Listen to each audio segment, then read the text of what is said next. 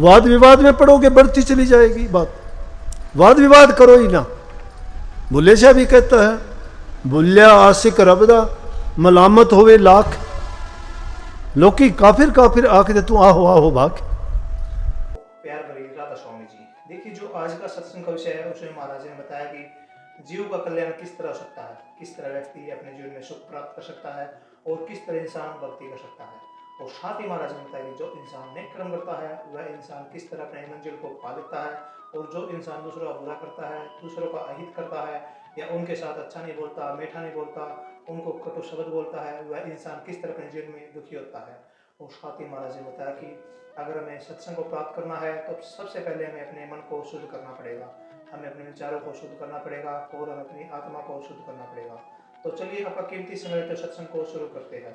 कृपया महाराज इस प्यारे सत्संग को पूरा सुनकर उनकी बातों को अपने जीवन में उतार कर अपने जीवन को भाग्यशाली अवश्य बनाइए।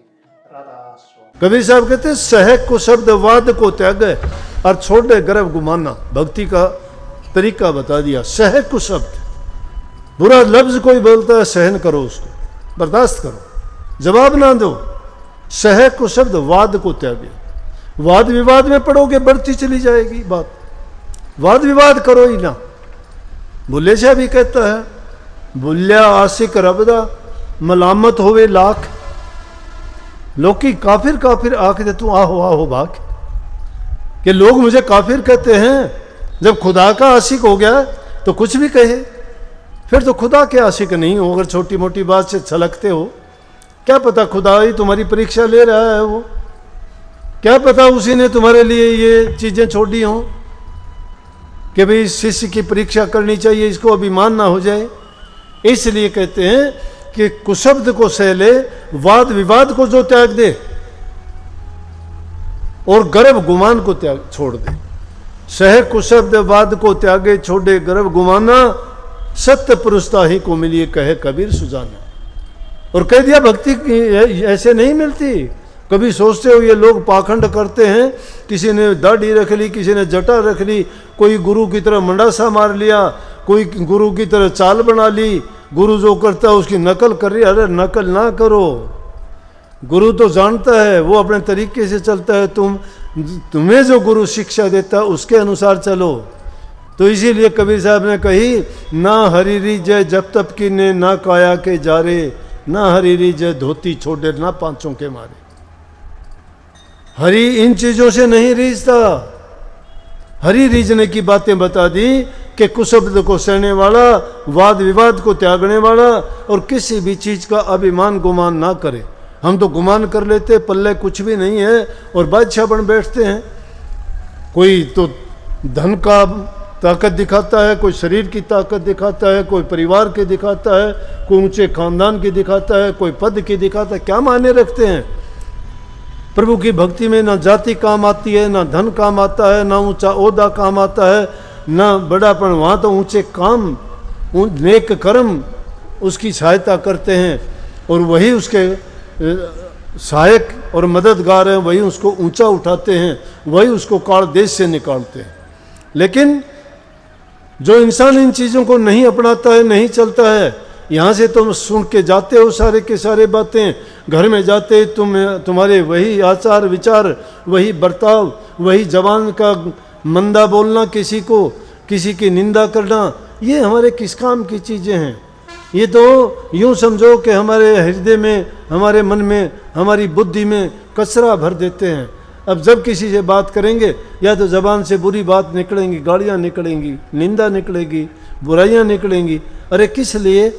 अगर अभ्यास करते तुम, अभ्यास नाम का तो पता नहीं कब करोगे, नहीं करोगे। इन चीज़ों का अभ्यास किया करो कि बुराई ना करो और अच्छी चीज़ों को अपनाओ। ध्यान भी हो सकता है नहीं करोगे आप, लेकिन एक चीज़ का ध्यान कर लिया करो कि मेरे से किसी का बुरा ना हो जाए। ये ध्यान रखना, ये ध्यान रखा करो, मेरे से किसी का बुरा ना हो, जो भी होने वो अच्छा हो। और शब्द का ये है कि तुम्हें कोई भी कुछ भी कह लेने, उन बुरी बातों को तो मानना ही ना करो। जो उसने कह दे सुन ले, सोच ले, ये बात इसने जो कही है ये इसने अपने आप पे कही होगी, ये ऐसा होगा, इसके दिल में यही चीज़ें, और क्या कहेगा ये। तो जो जैसा है उसको वैसी कह लेने दीजिए, और अच्छी बात कहाँ से लाएगा। इसलिए जिस इंसान ने बुराई इकट्ठी कर रखी है वो बुराइयां निकालता है, और जिसके हृदय में अच्छाई है, प्यार है, दया है, वो अच्छी बात करेगा। सबसे प्यार करो, कोई पराया नहीं है। प्यार करके देखो, प्यार का नतीजा बहुत अच्छा है। प्यार में तो नज़र मिलते ही कि दिल खुश हो जाएगा देखते ही, और बुरा आदमी देखेगा तो हृदय में अग्नि धुआं निकलना शुरू हो जाएगा उसी टाइम। बिना अग्नि के सिलगने जलने शुरू हो जाओगे। नहीं कहते जलता हूं मैं, बिना अग्नि के कैसे जल गए? कैसे जल गए? क्रोध के कारण, गुस्से के कारण। तो इसका मतलब वो चीज़ें हमारे हृदय में बसी हुई हैं, उनको निकाल बाहर करो। अगर नाम को हृदय में रखना चाहते हो, खाली करो उसको। हृदय में जो चीज़ें नाजायज चीज़, बिना ज़रूरत की चीज़ जो मंदी और गंदी हैं, उन चीज़ों को क्यों रखो? ये तो चीज़ आप घरों में भी नहीं रखते। सुंदर घर दिखाने के लिए सजाते हो, बुहारी झाड़ी निकालते हो, लीपा पोती करते हो, दीप जलाते हो हर प्रकार से, और कभी कभी तो सुगंधी वाला और भी सेंट वेंट भी छिड़कते होगे क्योंकि अच्छा दिखे। लेकिन हृदय के अंदर क्या छिड़कते हो? हैं? वहाँ मटिया तेल छिड़क लेते हो, शायद सारी आग जलाने में तो काम आ जाता है, लेकिन खुशबू नहीं निकलती। इसलिए संत वचन ऐसी चीज़ें हैं कि वो अगर हृदय में बसा लोगे ना, तो तुम्हारी हर ज्ञान इंद्री से, कर्म इंद्री से, तुम्हारे कर्म से वही चीज़ें बाहर भी झलकेंगी। जैसा तुम हृदय के अंदर होगे वैसा बाहर भी दिखा दोगे। जैसा बाहर होगे आदमी को बताने की वो ज़रूरत नहीं है, इसलिए तुम्हारे कर्म से प्रकट हो जाएगी वो चीज़ें। अच्छाई के रास्ते पे चलो, हर पल मालिक को याद रखो, भूलो ना। खोटा मंदा वक्त आता है, वो भी उसकी मर्जी के निकल जाएगा, वो सोच लिया करो। ये भी सत्संग में बताया था ना एक में, कि ये भी चला जाएगा। कभी ना सोचो, कितनी अच्छी बात, गौर किया करो। ये दोपहर है, तपती धूप है ना, सारे आराम से सत्संग सुन ले, लेकिन ये गर्मी भी चली जाएगी। हम भी चले जाएंगे थोड़ी देर में। सदा कोई नहीं रहता, कहीं भी नहीं रहता। इसलिए धैर्य रखा करो। धैर्य रख के जो इंसान काम करता है वो निश्चित रूप से उसको फलीभूत होता है, सुख देता है, आनंद देता है। भक्ति यही भक्ति है, सच्ची भक्ति यही है। इसीलिए कही है कि अपने हृदय के अंदर झांक के देखो। हृदय के अंदर सब कुछ है। ये जो बार तुम नक्शा देखते हो ब्रह्मांड का, उसी का नक्शा इंसान का ये शरीर है छोटे रूप में। सारी चीज़ें हमारे अंदर में हैं, खोज करने की ढील है। लेकिन अंधे आदमी के पास जाके पूछते हो रास्ता बता दो, कैसे रास्ता बता देगा? खुद भटका हुआ है।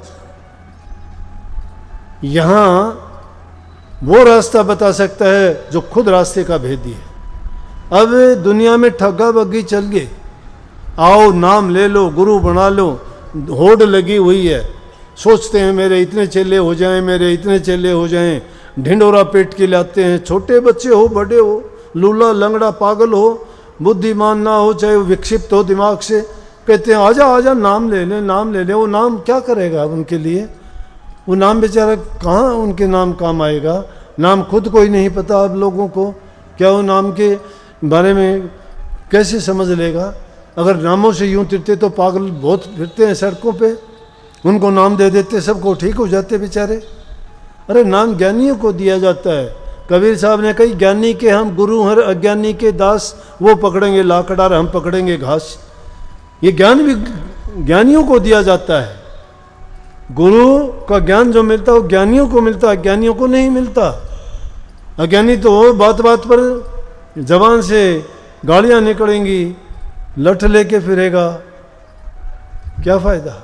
लेकिन बुद्धि चतुराई से जो काम लेता है ना भाई, वो आदमी सारे काम अच्छे कर लेता है सुख से, और पता भी नहीं लगने देता किसी को क्या हो गया है। तो हंसी की बात है, जैसे एक सेठ था, उसके घर में शादी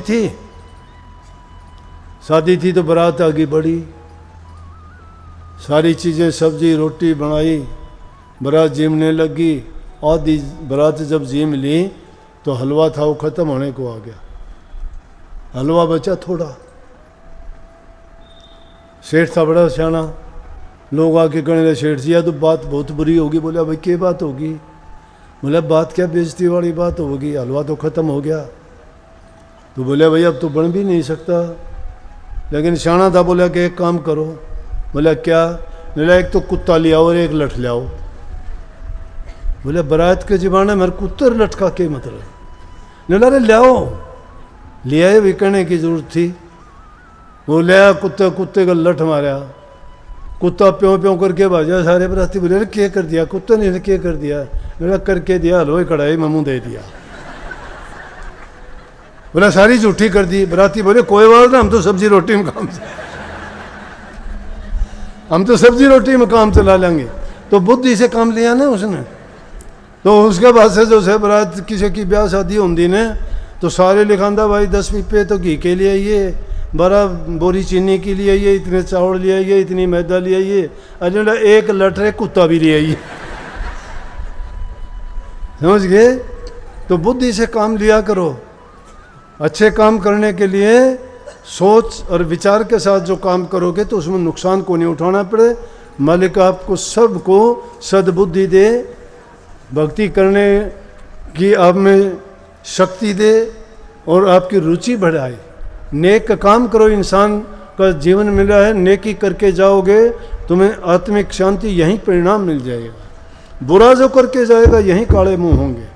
आगे का तो आगे होगा, लेकिन बुरे जो करते हैं यहीं देख लेना।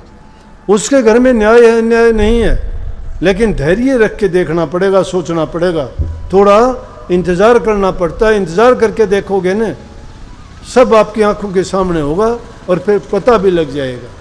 लेकिन कभी भी जो गुरु ने नाम दिया है उसको ना भूलो।